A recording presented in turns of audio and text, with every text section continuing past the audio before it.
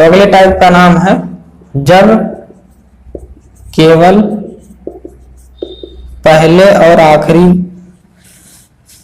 चीजों का रेशियो पूछा हो। जब पहले और आखिरी चीजों का रेशियो पूछा हो। तो इस नियम को देखते हैं। अगर क्वेश्चन लिखा हो यदि A रेशियो B बराबर 2:3 और B रेशियो C बराबर 1:5, तो A रेशियो C बताओ। ठीक, मैंने बताया कि ये तीसरे टाइप का ही नियम है। आप चाहिए तो आप तीसरा टाइप का रूल लगा सकते हैं। ठीक, मैंने बताया कि आपको कुछ भी चाहे पूछा हो, चाहे A रेशियो B पूछा हो, B ratio C, D ratio E, आपको सबसे पहले क्या करना है, सबसे पहले आपको सबको कंबाइन करना है। ठीक, तो अगर हम तीसरे बीच से लगाते हैं, ये चौथा बीज आपको लगाना क्यों बताना पड़ रहा है, क्योंकि ये बहुत ही इंपॉर्टेंट है, इसीलिए इसको चौथे टाइप में रखे हैं। क्वेश्चन ये तीसरे टाइप का ही है, लेकिन इसको मैंने चौथे टाइप में क्यों रखा है अभी आपको धीरे धीरे पता चलेगा। ठीक, तो देखिए अगर हम इसको पुराने तरीके से सॉल्व करें, A रेशियो C हमको निकालना है, तो मैंने बताया कुछ भी निकालना हो सबसे पहले हम कंबाइन करेंगे। और कंबाइन करने का नियम क्या है, A रेशियो B को A रेशियो B के नीचे और B रेशियो C को B रेशियो C के नीचे रख देंगे। रखने के बाद खाली जगह बनाएंगे और जिसके बगल खाली जगह बचा हो उसी नंबर को भर देंगे। ठीक, उसके बाद 2 एकम 2, 3 एकम 3 और 5 तिया 15। ठीक, अब मैंने बताया था कि कुछ भी पूछा हो, जैसे पूछा है A रेशियो C। ठीक, तो A रेशियो C पूछा है, तो मैंने कहा था कि वैल्यू हमेशा नीचे से ही उठाना है। ठीक, तो वैल्यू नीचे से उठाओगे तो A रेशियो C कितना आएगा, 2:15। ठीक, अब यहाँ ऊपर से कभी भी वैल्यू उठा के नहीं देते। ठीक, क्योंकि आप ऊपर से उठाते तो 2:5 आ जाता, C की वैल्यू 5, जो कि गलत था। ठीक, तो जब भी वैल्यू उठाना है आपको कंबाइन पहले करना है, फिर आपको नीचे से वैल्यू उठाना है। ठीक, एक तरीका तो ये हो गया आपके क्वेश्चन को सॉल्व करने का पहला तरीका। ठीक, अब कुछ लोग कह रहे होंगे कि जब पहला तरीका इतना आसान है तो दूसरा तरीका बताने की क्यों जरूरत है। ठीक, तो जरूरत इसलिए है कि पूरा कंपाउंड इंटरेस्ट इसी नियम पे खत्म होने वाला है, तो इसको आपको सीखना पड़ेगा। ठीक, इसीलिए इसकी जरूरत है, दूसरे नियम को बताने की जरूरत है। ठीक, तो देखते हैं दूसरा नियम क्या है। तो दूसरा नियम क्या है, आपसे पूछा है क्वेश्चन में क्या दिया है, A रेशियो B बराबर 2:3 और B रेशियो C दिया है 1:5। ठीक, तो जब भी क्वेश्चन में आपसे पहले और आखिरी नंबर का रेशियो पूछा हो, ठीक, ध्यान से सीखिएगा, कभी भी अगर पहले और आखिरी नंबर का पूछा हो केवल और केवल तभी। ठीक, अगर बाकी किसी चीज का रेशियो पूछा हो तो आपको इसी नियम से जाना है, लेकिन जब भी कभी पहले और आखिरी का रेशियो पूछा हो, पहले मैंने A रेशियो C पूछा था क्वेश्चन में। ठीक, A रेशियो C पूछा था और आपने जब इससे लगाया 2:15 है। ठीक, ये पहला मेथड था। दूसरा मेथड देखिए, जब भी आपसे पहले और आखिरी का रेशियो पूछा हो तो पहले का रेशियो निकालने के लिए सारे पहले वाले नंबर का मल्टीप्लाई कर लेते हैं और आखिरी का रेशियो निकालने के लिए सारे आखिरी वाले नंबर का मल्टीप्लाई कर लेते हैं। ठीक, तो 5 तिया 15। ठीक, तो यहाँ से भी 2:15 आएगा और यहाँ से भी 2:15 आएगा। लेकिन ये नियम इंपॉर्टेंट क्यों है, ये बहुत ही ज्यादा इंपॉर्टेंट है, आपको कंपाउंड इंटरेस्ट में बहुत ही काम आने वाला है, परसेंटेज में भी आपको काम आने वाला है। एक तरीका है गाना, और गाने और इसकी मदद से हम पूरे कंपाउंड इंटरेस्ट को खत्म करेंगे। ठीक, तो आपको ये नियम आना चाहिए, इसलिए मैं प्रैक्टिस करवा रहा हूँ। अभी 2-4 सवाल और लगाते हैं, फिर आपको ये एकदम डिटेल में समझ में आ जाएगा। ठीक, अगला क्वेश्चन है A रेशियो B 33:26। ठीक, B रेशियो C 13 यहाँ पे लिख देते हैं, B ratio C 13:27, C ratio D 9:22। तो A रेशियो D का मान ज्ञात कीजिए।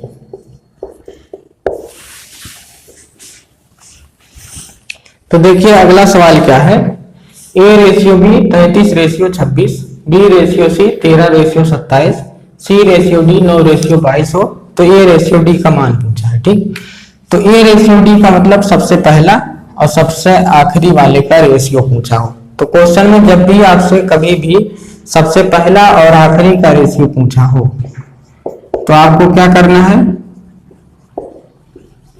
तीसरा वाला तरीका नहीं लगाना है।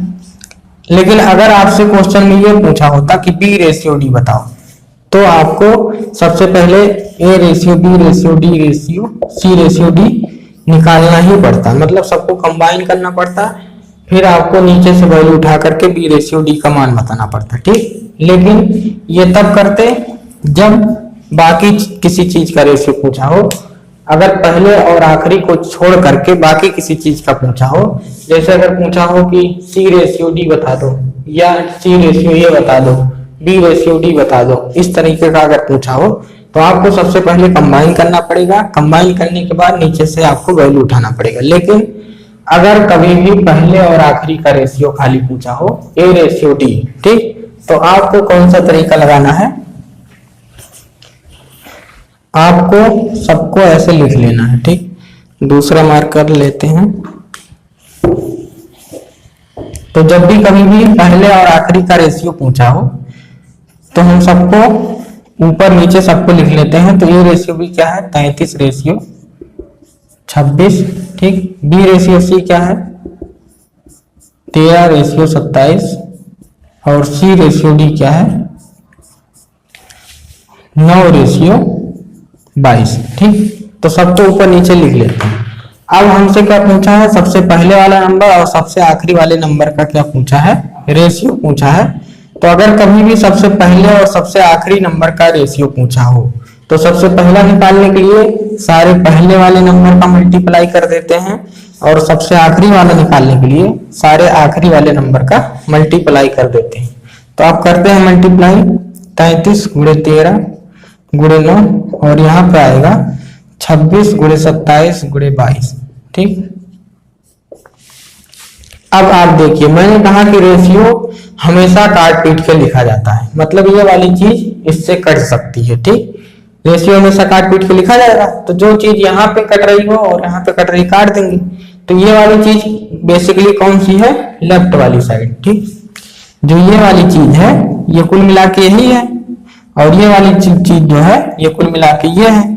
तो अगर इधर से इधर वाला कट रहा है तो हम ये कह सकते हैं कि ये वाला पूरा इधर वाले से कट जाएगा। ठीक, क्योंकि अंत में हमको काट पीट करके ही लिखना है, तो हम क्या करें, जाए लास्ट में काटे, हम पहले में काट लेते हैं। ठीक, समझ रहे हैं बात को।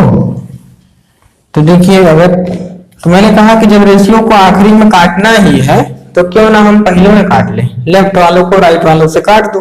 ठीक, तो 13 दूनी 26, 9 तिरिक 27, 11 तिया 33 और 11 दूनी 22। ठीक, अब देखिए ये वाला 3 इससे छपक जाएगा, कट जाएगा।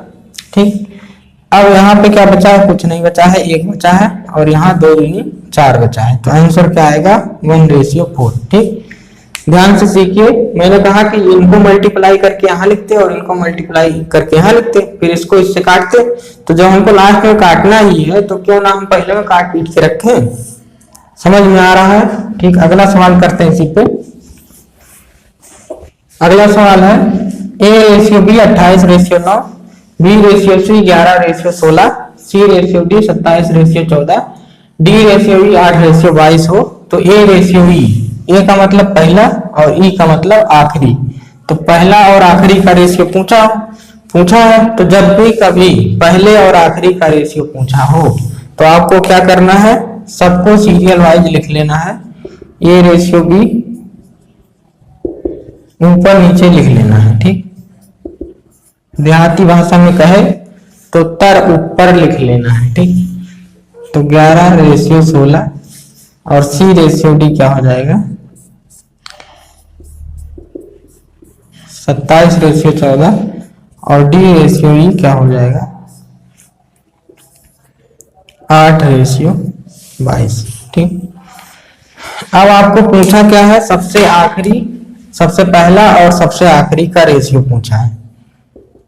ठीक, तो सबसे पहला निकालने के लिए सबसे पहले वाले को गुणा होगा और सबसे आखिरी निकालने के लिए सबसे आखिरी को गुणा होगा। ठीक, और अभी मैंने पिछले क्वेश्चन में बताया कि इस वाले को पहले सबसे पहले वालों को सबसे आखिरी वालों से काटा जा सकता है। ठीक, मतलब इधर इन वालों को काटा जा सकता है। इधर 14 दूनी 28, 11 दूनी 22, 8 दूनी 16, ठीक, और 9 त्रिक 27।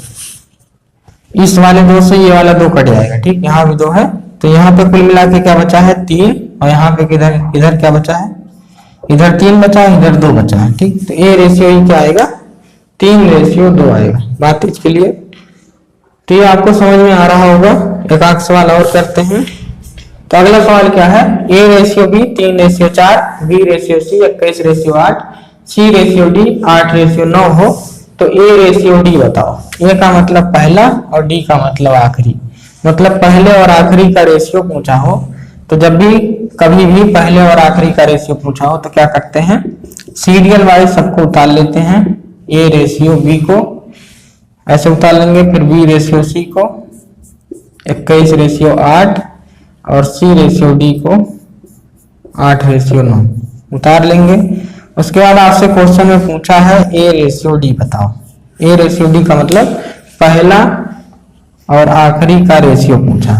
तो जब भी पहले और आखिरी का रेशियो पूछा हो तो पहला निकालने के लिए सबसे पहले वाले नंबर का गुणा करोगे और आखिरी निकालने के लिए सबसे आखिरी वाले नंबर का गुणा करोगे।